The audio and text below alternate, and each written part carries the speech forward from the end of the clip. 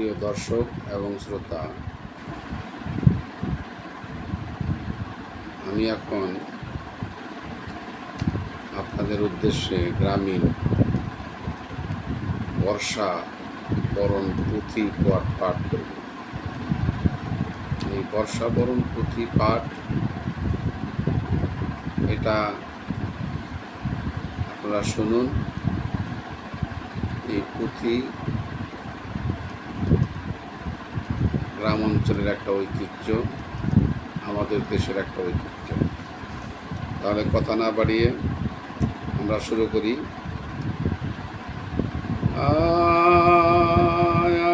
আর পূবেতে বন্দনা করি পূবের বানুস্বর, পশ্চিমে বন্দনা করি মদিনা শহর, উত্তরে বর্ণনা করি কৈলাস পর্বত, দক্ষিণে বন্দনা করি ক্ষীর নদী সাগর।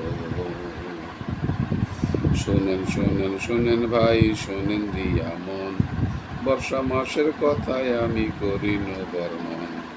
বর্ষা মাস আসলে রে ভাই ছাতা নিয়া হাতে, কখন ছাতা উল্টে যাবে বাতাসের সাথে। চারিদিকে ঝমঝমাইয়া বৃষ্টি যখন পড়ে, আওর বাওর বিল খাল পানিতে ভাই ভরে।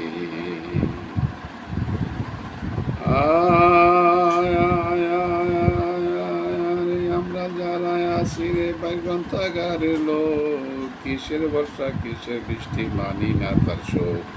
সব বলিয়া আমরা যখন গ্রন্থাগারে আসি, বর্ষা মাসের রূপের কথা আলোচনা করি। আষাঢ় শ্রাবণ 2 মাস বর্ষাকাল বলে, ঝড় তুফানে বাড়ি ঘর সমান তালে ভাঙে।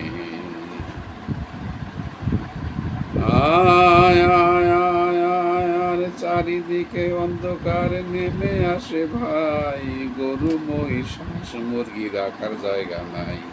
বৃষ্টি পরে টাপুর টুপুর সারা দেশে জুড়ে, ছাতা মাথায় দিয়া কবি মনের সুখে ঘুরে।